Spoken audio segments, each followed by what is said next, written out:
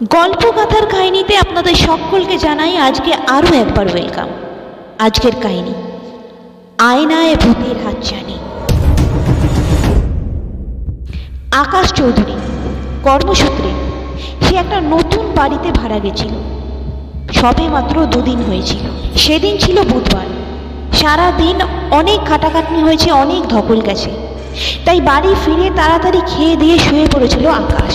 আকাশ যে বাড়িটা ভাড়া নিয়েছিল সেটা একটা রুম, তার সাথে অ্যাটাচ পায়খানা বাথরুম ছিল, আর তার সাথে একটা ছোট্ট কিচেন আর একটা ছোট্ট ব্যালকনি ছিল। রাত তখন বাজে 1:30। হঠাৎ করে আকাশের ঘুম ভেঙে গেল। আর ঘুম ভাঙতে কেমন যেন অবাক হয়ে খানিকক্ষণ তাকিয়েছিল আকাশ। রাতে কোনোদিনই ঘুম ভাঙে না আকাশের, খুব গাঢ় ঘুম। আর সেদিনকে তো খুব ক্লান্ত ছিল আকাশ, ঘুম ভাঙার তো প্রশ্নই ওঠে না। কিন্তু তাও হঠাৎ করে আচমকাই আকাশের ঘুমটা ভেঙে গেছিল সেদিন। আকাশ তাড়াতাড়ি ধরপড় করে উঠে বিছানায় বসলো। সে মনে মনে ভাবতে লাগলো, কি হলো? আজকে তো আমি সারাদিন খুব খাটাখাটনি করেছি, খুব ক্লান্ত, আর এমনিতেই অন্যদিন আমার ঘুম ভাঙে না, তাহলে আজ হঠাৎ আমার ঘুম ভেঙে যাওয়ার কারণটা কি? সে বুঝে উঠতেই পারল না। এর খানিকক্ষণ পরে আকাশ সে তার নিজের রুমের মধ্যে কিরকম যেন একটা খারাপ বোটকা গন্ধ অনুভব করলো। আর তার সাথে পুরো রুমটাই কেমন যেন ঠান্ডা হয়ে আছে।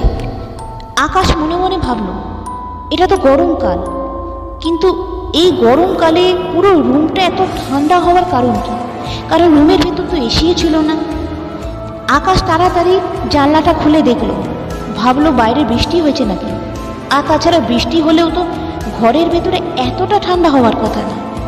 দেখলো না, কই বাইরে বৃষ্টি তো হয়নি।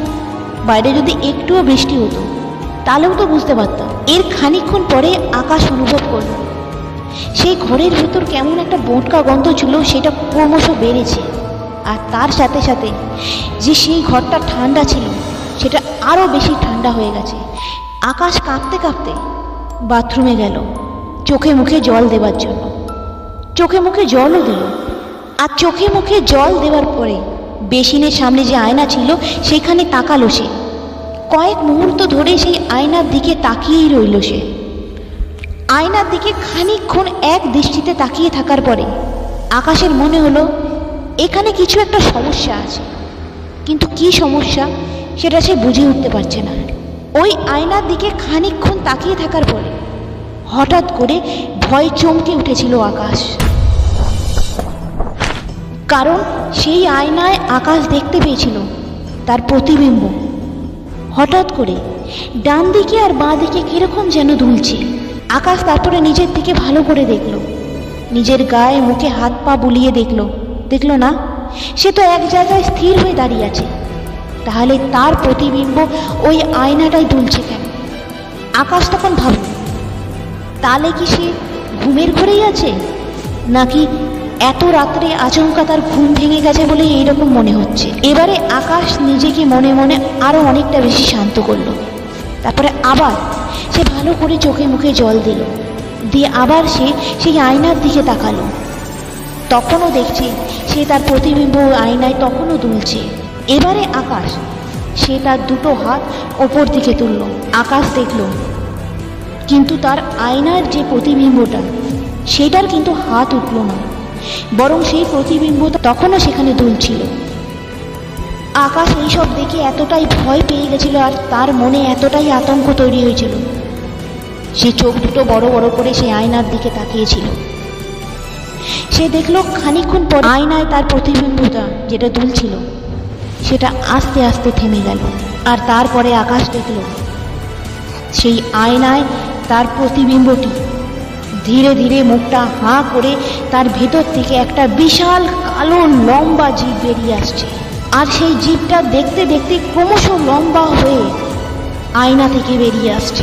এইটা দেখে আকাশ এতটা ভয় পেয়ে গেছিল, সেখানে আকাশ চেঁচাবার চেষ্টা করছিল, কিন্তু কেউ যেন আকাশের গলাটা সেই সময় টিপে ধরে রেখেছিল। তার গলা দিয়ে একটা আওয়াজও বেরোচ্ছিল না। আর নিমিষের মধ্যে সেই জিভটা আকাশের গলায় পেঁচিয়ে ধরল। আকাশ অনেক ছাড়াবার চেষ্টা করছিল, কিন্তু কিছুতেই ছাড়িয়ে উঠতে পারেনি। এক সময় অনেক চেষ্টা করার পরে সেই জিভটাকে ছাড়িয়ে সেই বাথরুম থেকে দৌড়ে নিজের ঘরে চলে এলো। ঘরের থেকে দরজা খুলে সে বেরিয়ে যাওয়ার চেষ্টা করেছিল।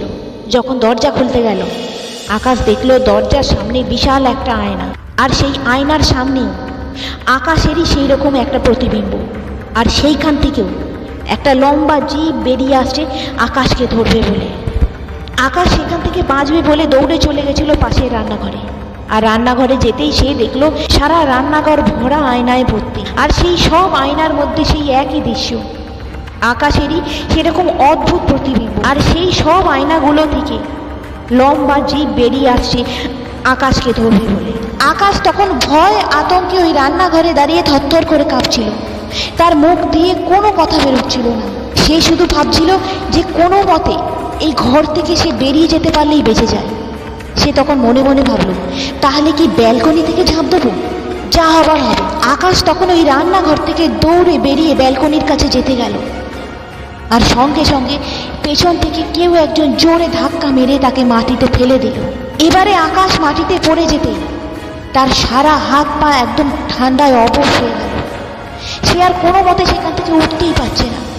আর ঠিক সেই সময় আকাশ শুনতে পেল ওই সব আয়নাগুলো থেকে আকাশ আকাশ এই নাম ধরে বারবার সবাই মিলে আকাশকে ডাকছে। আর তার সাথে বাথরুম, রান্নাঘর, দরজার মধ্যে যত আয়না লাগানো সে দেখেছিল, সেই সব আয়নার প্রতিবিম্ব থেকে ওই জিভ লম্বা হয়ে এসে আকাশের সারা শরীর জাপটে ধরেছে। আকাশ অনেক ছাড়াবার চেষ্টা করেছিল, কিন্তু তার হাত পা ঠান্ডায় এতটাই জমে গেছিল, কিন্তু কিছুতেই সে ছাড়াতে পারেনি। আর এক সময় আকাশের চারপাশটা আবছা হয়ে আসতে লাগলো, চারপাশটা অন্ধকার দেখতে শুরু করলো। আর তারপরে আকাশের আর কোনো জ্ঞান নেই। এর দুদিন পরে আকাশের যখন জ্ঞান এলো, আকাশ দেখলো সে হসপিটালের বেডে শুয়ে আছে। আকাশেরই বাড়িওয়ালা দরজা ভেঙে ওইখান থেকে আকাশকে উদ্ধার করেছিল, তারপরে হসপিটালে ভর্তি করে দিয়েছিল। ডাক্তার আকাশকে দেখে বলেছিল বাঁচার কোনো আশা নেই, কিন্তু সেবারের মতন প্রাণে বেঁচে গেছিল আকাশ।